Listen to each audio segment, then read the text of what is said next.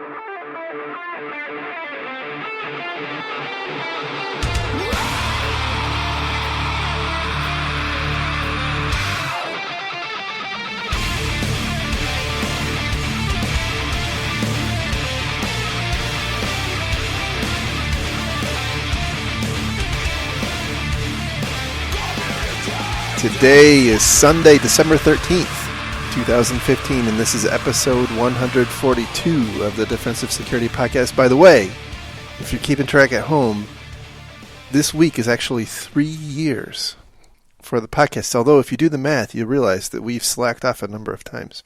That's pretty impressive. I think probably people lost some bets on that one. The fact that, we're still going. That's true. Absolutely. Well, if our families keep listening, we're going to keep recording. Right on. But seriously, you started this silly little thing, and, congratulations. That's pretty awesome. 3 years. Thank you. And thank you for coming along for the ride, and thanks to everybody who listens. I don't have a choice. I'm being held prisoner. Help me. I'm stuck in the compound. He beats me if I don't record. No food for you. No dinner for you. All right. So it puts the podcast on the recording or it gets the hose again. The thoughts and opinions expressed on this show are ours and do not represent those of our employer. By the way, who are we, in case we've got some new listeners? I'm Jerry Bell, and you are? Andrew Callett. Thanks for joining. There we go. So let's go ahead and get into some stories for tonight. The first one we have comes from the FireEye blog, and the title is Thriving Beyond the Operating System, Financial Threat Group Targets Volume Boot Record. So this was I thought an interesting one because I know a lot of organizations, especially larger organizations, take a nuke and pave approach to remediating infected systems. As well they should. Well they should, absolutely. Just say out there, and, running malware bytes and hoping it's clean is probably not good enough in today's day and age. Absolutely right. And so what the deal is here, there's a piece of malware, or it's, I guess a collection of malware used by a particular threat actor called Nemesis. And apparently earlier this year, Nemesis was supplemented to include some bootkit functionality. And basically, what is going on now is that this Nemesis malware actually has the ability to survive a Windows reload. Apparently only if you're using master boot record. And as far as I can tell, if you're using EFI or GUID, it's not going to be able to get you. And to be clear, when you say reload, you don't even mean a reboot. You mean a reinstall. Clean. Correct. Wipe, pave, and reinstall, and that son of a bitch is still there. That's right. And it's because it's hiding in a portion of the hard drive that is not usually overwritten during a reinstall. Yes, that's right. It loads up before the operating system. Right, and the issue there is that if you come to realize that you're infected, you reinstall Windows, which is a generally well prescribed thing.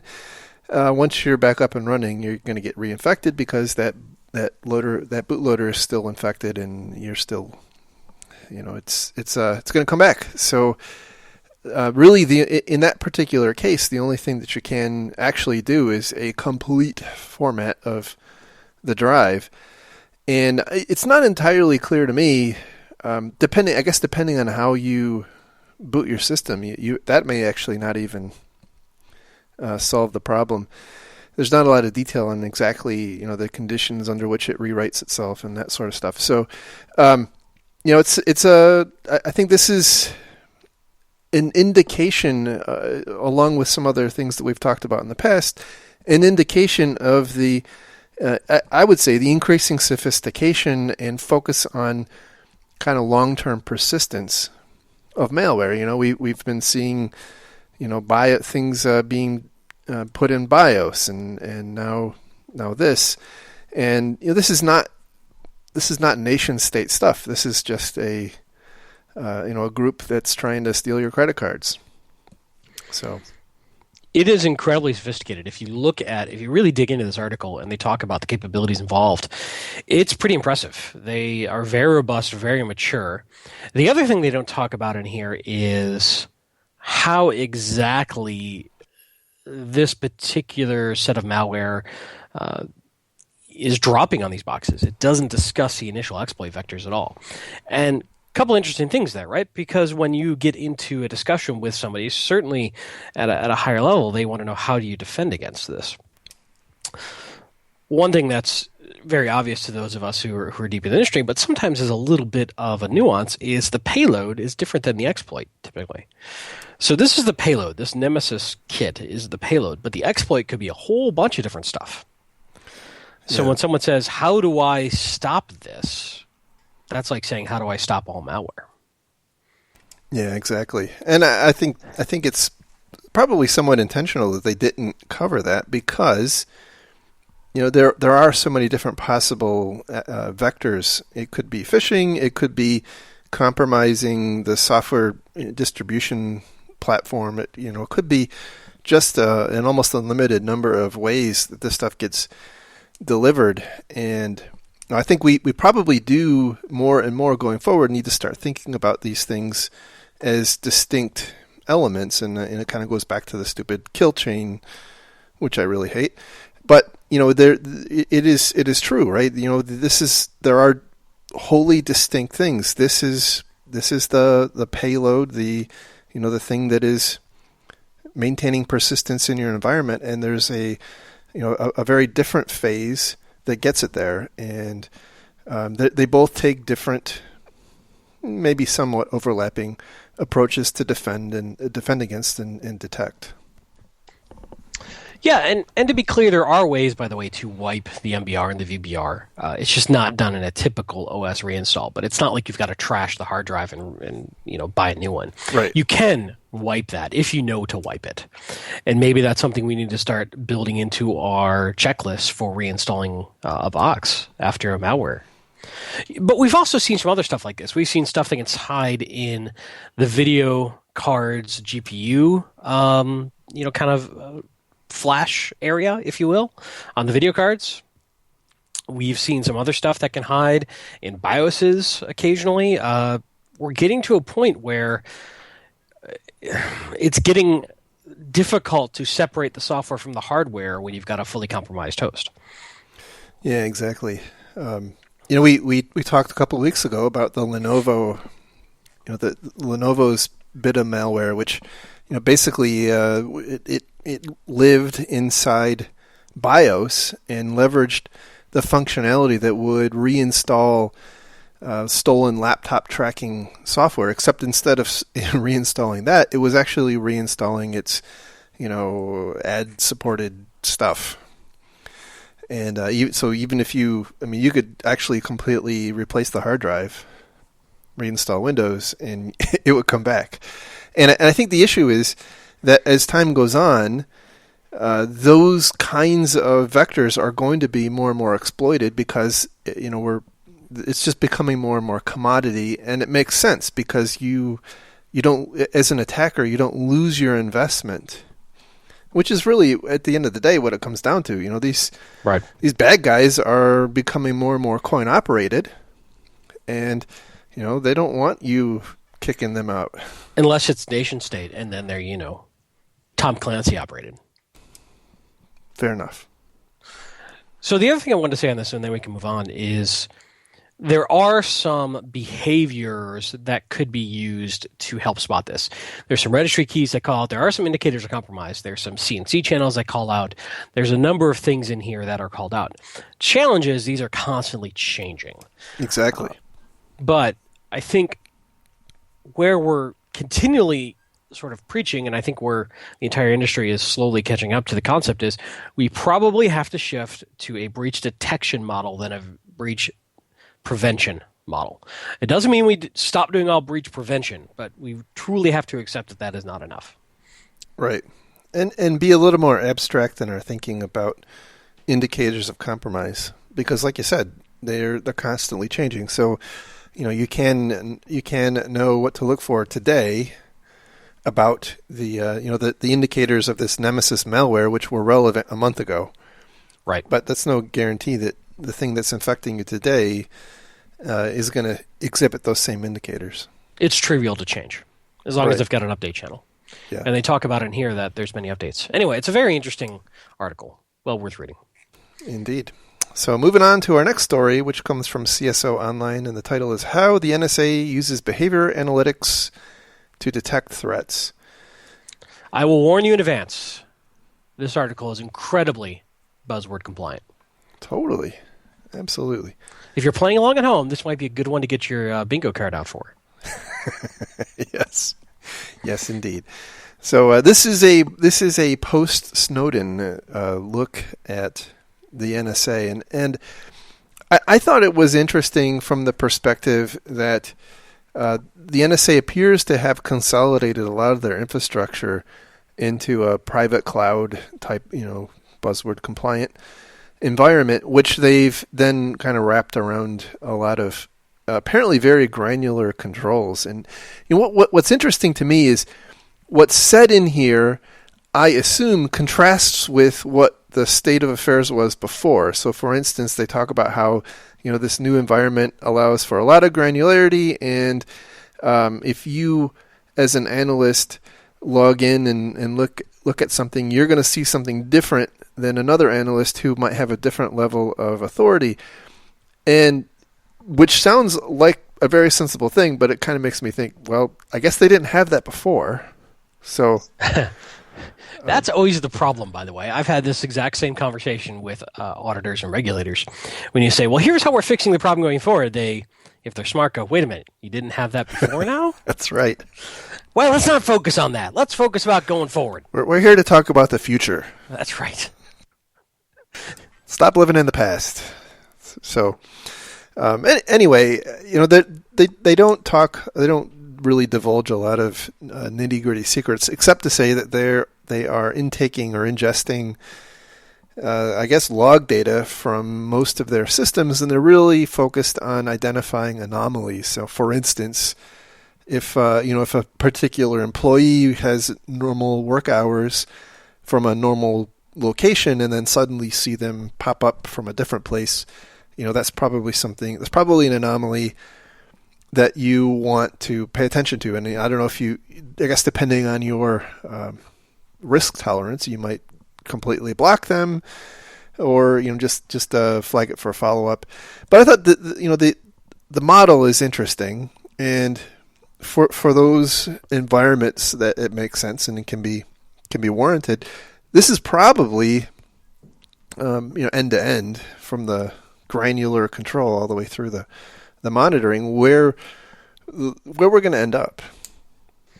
Yeah, I agree. But this is not necessarily that new. This was a debate we had back in the days of IPS. Baselining and detection off of baseline versus strict signature-based sort of behavior, alerting. The only challenge with this, and I'm not taking away, right? I'm not trying to say that the Pocket case nullifies this approach. I think it's a valid approach, and I like it, and I recommend it. Here's my only caveat I find interesting. What if the bad guy is already in your environment when you baseline it? That's a big problem, yeah. I'm not saying not to do it, right? I'm not trying to play that 1 percentile game. But it is one of those interesting discussions of, okay, well, it works great going forward. But if you don't have a known clean environment, it's not foolproof. That's a good point. And it also very much takes a lot of smart people a lot of time to tune this behavior. There's a huge area of study and thought around, where on the line do you tune for false negatives, false positives, where's the happy medium, what is more important to you? Can you sustain having false negatives but no false positives? Can you sustain having false positives but no false negatives? Can you be someplace in between? It is a not trivial approach to this, but it is effective. However, it takes staff to do it right, and smart staff who aren't buried in the everyday cycle of putting out fires, who can really get a feel for this stuff well. Yep, good point. Very good point. I also love how the NSA also says, well, we're not going to tell you everything about what we're doing. But they do hint that, just think about what would be normal on your network, and then at a very granular level. Right. And then we look for things that would depart from that. Right. That is not a mind-blowing revelation of an approach. It's just not easy. It's not easy or cheap. Right. And I think that's the problem. I guess if you're the NSA, you probably, you just, I don't know, you go shake down some senators and you get a little more money, right? It's true. Didn't really mean that, NSA, sorry. It was a joke. No, it wasn't. Okay, carrying on. So, yes, moving on. Next story comes from Data Breach Today, and the title is Wyndham Agrees to Settle FTC Breach Case. So this story here has been languishing now for, I believe, 8 years, or almost 8 years. So the Wyndham Hotels was breached back in 2008, and they lost 619,000 credit cards, which, by the way, is like a pittance compared to today's breaches. I mean, that's true. It's amateurish by today's standards. The local liquor stores lose that on a weekend on accident. So it's whatever. So here's the deal. And we talked about the FTC, I think, with respect to LabCorp last week. How LabCorp apparently is, they're I guess being exonerated to some extent, even though they're no longer in business. However, some interesting developments have happened recently. First is that the FTC's authority to enforce, these kinds of restrictions and whatnot on U.S.-based companies was affirmed back in August by the Third District Court, which is interesting. And then Wyndham, apparently in the wake of that, has agreed to settle, but they are settling without admitting wrongdoing, and apparently they're not going to pay a fine. However, they are going to undergo oversight by the FTC for 20 years. So for a period of 20 years, anytime, or if Wyndham were to suffer a breach of more than 10,000 credit cards, Wyndham has to provide an assessment back to the FTC within 10 days.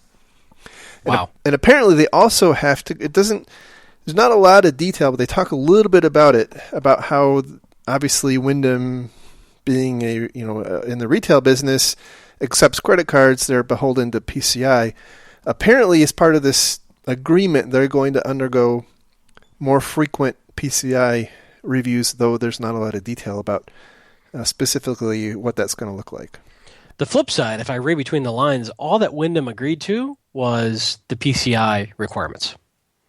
In essence, what Wyndham said is, okay, tell you what, you drop anything that has to do with personal identifiable information. You agree that PCI level compliance is good enough, and we'll agree to meet PCI compliance, and you can audit us against that, is what I'm reading between the lines on this story. Yeah, but I think they have a little bit of extra oversight and reporting requirements. Certainly, and I agree. What I was somewhat interested in is what technical controls was the FTC trying to push? What was the FTC trying to say was adequate security? And what I find interesting is that Wyndham appears to have gotten them to say PCI is enough. Which is huge, because this is that was one of the really kind of long-running concerns, is that the FTC has basically been chasing companies around with a stick, saying, after they've been breached, saying you didn't do enough, and these companies are coming back saying, well, tell us, give us safe harbor, tell us what's acceptable, and the FTC's actually had a lot of success in saying, no, don't look behind the curtain, we'll just tell you if it's not enough. Right, exactly. And I think Wyndham backed them successfully into a corner to make them decide that something had to be a reasonable line in the sand. And we can argue till the cows come home whether or not PCI is strong enough.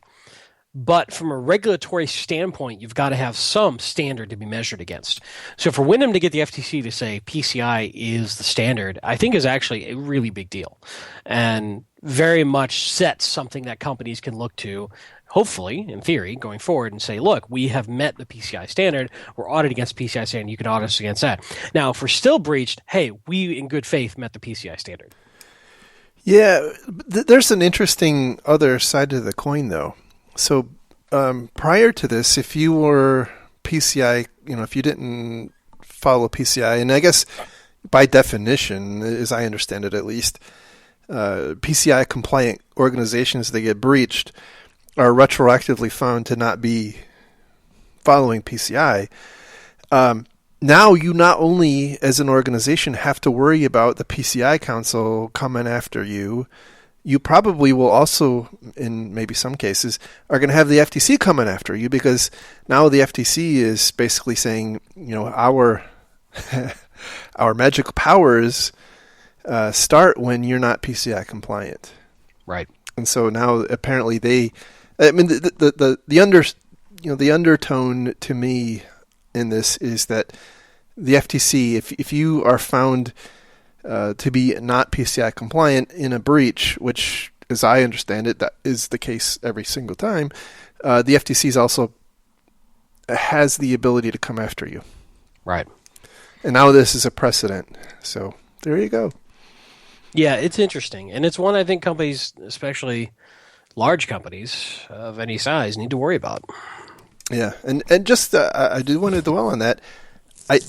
And I'm happy to be wrong. If somebody knows of a case that does not follow this, let me know. As far as I understand, every company that's ever been breached has been found not to be PCI compliant after the fact. For those that care about PCI. Yes, right. Yeah. Right.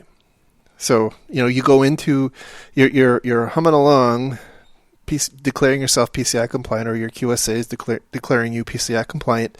You get breached. Something led to that breach, and whatever it was, it retroactively cancels out your PCI compliance. Right. Now, I'm not sure that the FTC is going down that path. I think that what they're saying is that these are the standards we're going to measure you against. And even if you are breached, if we find that you adequately applied the PCI standards. But see, that's the point I'm stuck on. Because I hear you, but that's how I read the article, at least. I understand, and I think that is what the article said. However, I think the implication is similar to the PCI Council's view that you, as a breached, PCI compliant breached entity, weren't actually PCI compliant, because if you were, you wouldn't have been breached. Now the FTC is going to say, look, you got breached, something didn't work, and it's yeah, I hear you. It's kind of definitional that something failed. I get where you're coming from on the PCI, Council's view, though I would argue that is a naive and short-sighted viewpoint for them to have, because we all know that there's plenty of ways to be completely PCI compliant and still get breached. And still absolutely meet up to every letter of the law and every spirit of the law in PCI and still get breached. Because PCI doesn't solve all problems. It's sort of a minimum baseline in many ways. It will be interesting to see what happens next. Yeah. And I'm wondering when the SEC starts getting involved with this for public companies. Yes. Well, I didn't mean to give them that idea. Apparently the FCC is as well. Although the SEC, I guess, I think the SEC has already started exerting some oversight on broker-dealers. Yeah. So I could absolutely see, by the way, as part of people's quarterly filings for public companies, a full, IT security audit assessment being included in their 10Qs. Absolutely. Is it 10Q? Is that the right one? Yeah, that's the quarterly one. K is the annual, yeah. Yeah. Yay! Awesome. Sucks being a public company in the U.S., and it's getting worse. So, all right. So moving on, our next story is actually something we don't normally cover here. It's actually a Microsoft Security Bulletin. Yeah. So this is the problem is we don't cover Microsoft Security Bulletins because that's all we would ever cover. Well, true, but this one I think rose to a new level of importance for us to talk about. So. The story comes from Microsoft's TechNet site, and the title is Security Update for Microsoft Windows DNS to Address Remote Code Execution. So the awesomeness is that your Windows server serving as a DNS server is trivially remotely exploitable, although I'm not quite certain that there's actually code out there that exploits it yet, but I have not done any research over the weekend, but as of Friday, I have not seen any exploit code or POC code floating around. But there might have been something released over the weekend, so take with a grain of salt. Yeah. So this is one of those kind of worst case scenarios. Now, fortunately, I guess in this case, apparently there isn't an exploit or exploit code out there, but it's not hard to imagine. Holy cow! It doesn't get a lot worse than this, right? You're especially in the context of a Microsoft shop where you have an Active Directory infrastructure. Most of the time, your Active Directory servers also serve as DNS servers. And by the way, we've talked about it in the past, haven't talked about it recently. When your Active Directory infrastructure gets owned, you're gonna have a bad day, week, month, year, and probably a couple years. Right. And that was kind of the point I really wanted to bring up, which is a very, very common practice to have your AD servers internally also be your internal DNS servers. And this shows a really, really strong reason why that's a bad idea. And we really need to split those functions. Yeah, although I do wonder if, I guess depending on the nature of how you exploit it, it may not matter. I mean, if your DNS server is a domain member. Yeah, exactly. Yeah. Well, and let's think even more fully along this lines. If you've got a Windows server on the edge serving DNS to the world, think about that. Oh my God, that's a level of horrible that I don't want to think about. But people do it. Yep. And people fry turkeys in their garages too. Yeah, it's a bad idea. So the reason I wanted to bring this up was, it's stuff like this that makes it really trivial for either an external guy if they're hitting an external Microsoft DNS server, or an internal guy who's looking for an easy escalation path or whatever. In theory, single DNS request, system admin rights on the box. Bad day. Yeah. So it's worth taking a look at your DNS architecture. Not a lot of companies do. DNS just kind of works, and it's just run by the Windows guys, and they really probably bear some pretty serious review as to how you architect it. And I'm not saying you can just change it overnight, but dear God, patch this when you can. The other problem, by the way, when this shit comes out at the end of the year, a lot of companies are on freeze, and they can't change anything. Yeah, that's a great point. And then you're having the debate of, do I take the risk of patching and breaking during critical season, especially for retailers or anybody involved in the retail industry? They make no changes from before Thanksgiving until well after the new year because of the holiday spending season. They don't want to have any chance of being down. And in fact, SunTrust was down last week. Their debit card network was down because of a third-party payment processor that had hardware failure. So this is exactly what people worry about, which is that during the holiday spending season, having something go down that they're not making money. Yeah. So all that being said, now let's say you're in that boat and you're in a freeze and something like this comes out. What do? Do you take the risk and patch? Or do you not take a risk and not patch until after your freeze is up? Obviously, it's going to come down to a decision for every organization, but man. Right. But that's the type of risk-based decision-making we've got to start making. Right. In my mind, if this is on your edge facing the internet, patch immediately. Absolutely. Absolutely.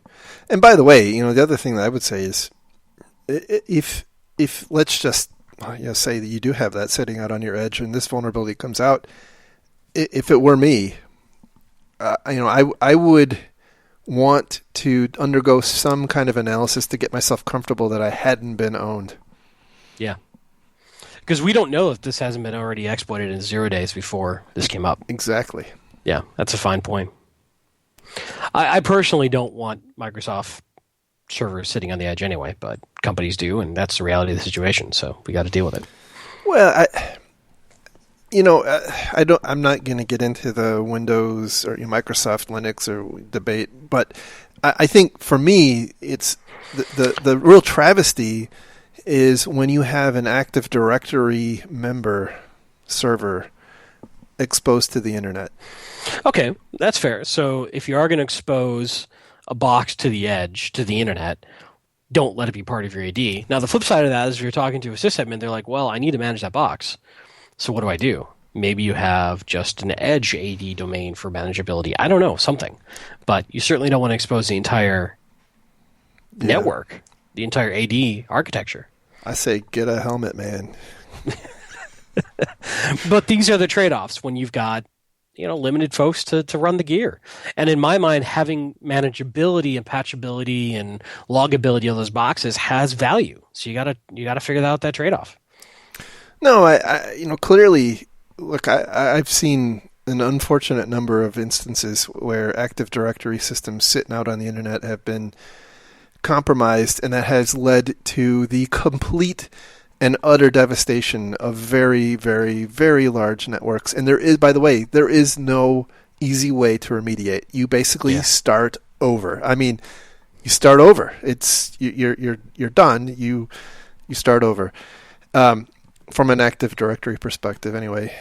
So you're right. The problem is that Active Directory has become such an integral part of kind of the normal workflow of IT that if you have systems that aren't part of it, a lot of stuff doesn't work. A lot of the normal automation tools and workflow and things don't work. You don't have that single point of ID provisioning and deprovisioning and on and on. And so that's I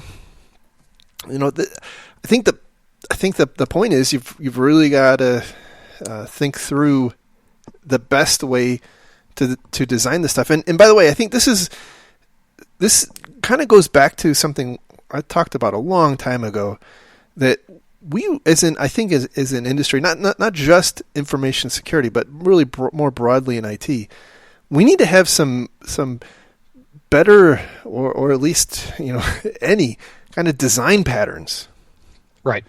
That say, okay, here's what are best practices. Yeah. You're a Microsoft shop.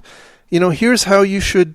Here's the best practices for how to arrange things. Here's how your Active Directory for us should interrelate and connect or not connect and that sort of stuff. So, I agree. It makes a lot of sense. The challenge we have is that things are moving so rapidly. How quickly do those designs get out of date? Well, often, obviously. We almost need to get to a bit of stability and maturity in our technology, at least from an operating system and design standpoint, to stabilize long enough to start building those best practices in certain areas. Because as soon as we build one, then SDN shows up. As soon as we build one, then virtual servers show up. As soon as we build one, things keep changing very rapidly. Yep. Microsoft shifts Server 2016 and it changes all of the concepts around. I don't know that it does this. I'm just saying theoretically. It changes all the concepts around AD Force and such. That's a good point. I don't know. I'm not saying it's not worth it. I'm saying that I think this is part of why it's been difficult for us to establish those best practices, because things are changing so rapidly. Yeah. In some respects, I think it's slowing down, but in other respects, I think it's accelerating. And you look at Microsoft. They're going to a continuous improvement model on the operating system. Right. As opposed to monolithic releases. Yeah. That'll be interesting to see how that changes things. Yeah, that's for sure. Mm-hmm. Anyway, we're kind of getting off topic a little bit, but it's The other challenge you have is you can't just wait for patches to come out and apply. You really do have to think about this stuff. Well, that's a great point, because if you were to turn this around, think about like the Heartbleed style situation. Now, I know this wasn't the case here, but if, for instance, the exploit code had led the patch, what would you have done? And that's a really difficult discussion, by the way. It's hard to think about. Where some trivial exploitation capability against your key infrastructure is available to everybody. It's really simple. Rob Graham is scanning the entire internet for it and posting who's vulnerable, who's not, and whatnot. What are you going to do? This is a tough nut. It is. So we had one more story for tonight, and this one is actually a Reddit post.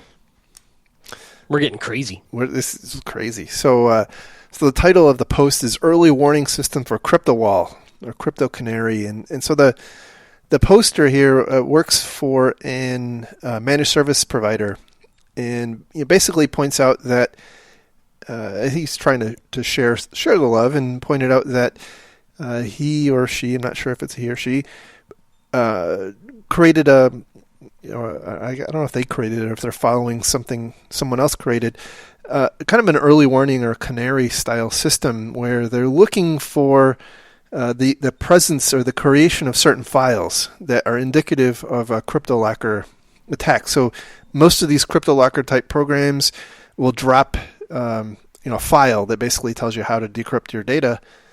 And if you look for those files, in more or less real time, that'll give you, as an administrator, some insight into who got hit and when they got hit, and what directories got hit, and it may help you get ahead of the issue. Yes, that box may already be exploited to a certain extent, but it may help you limit the damage.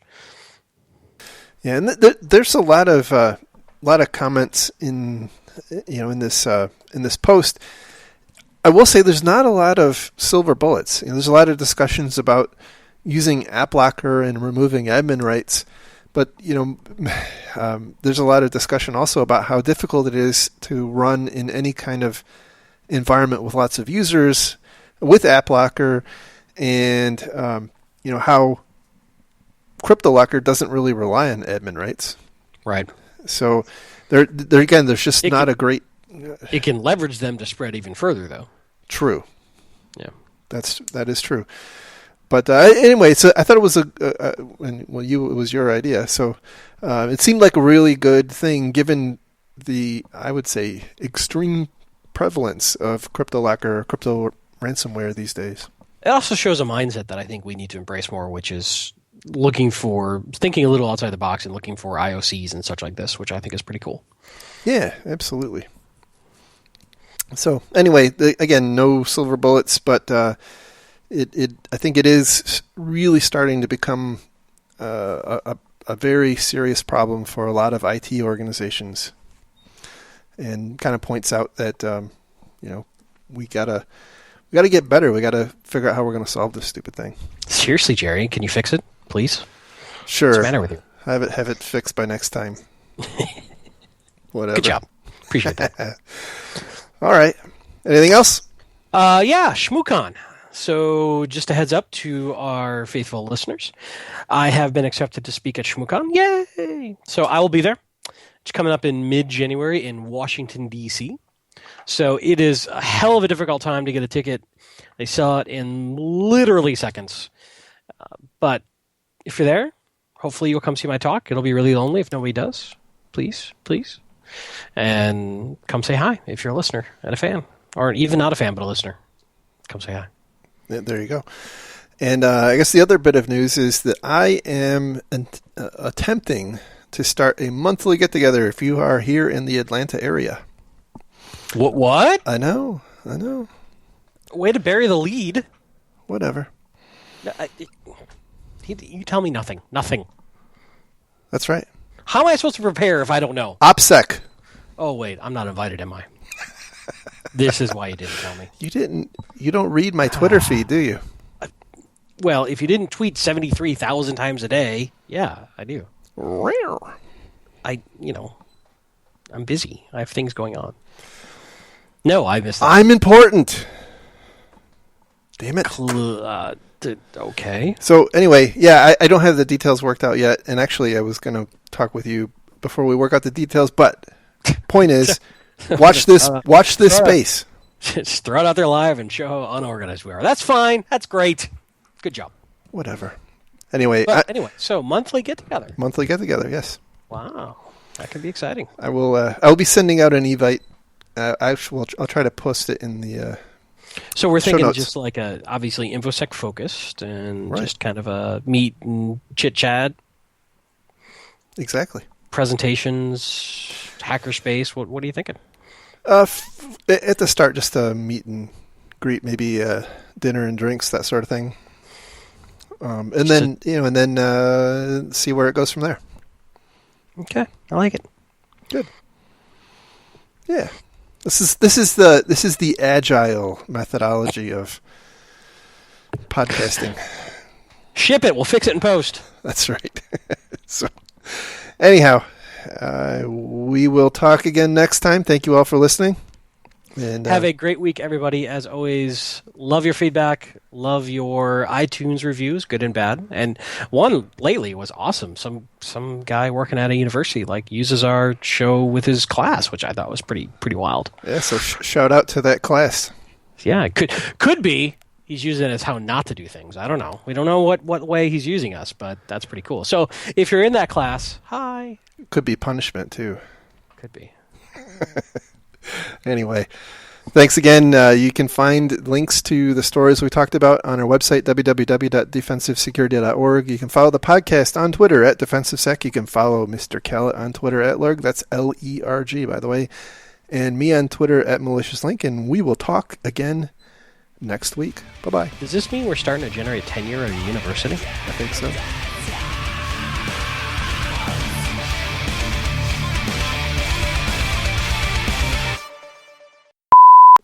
No, you can't handle the truth.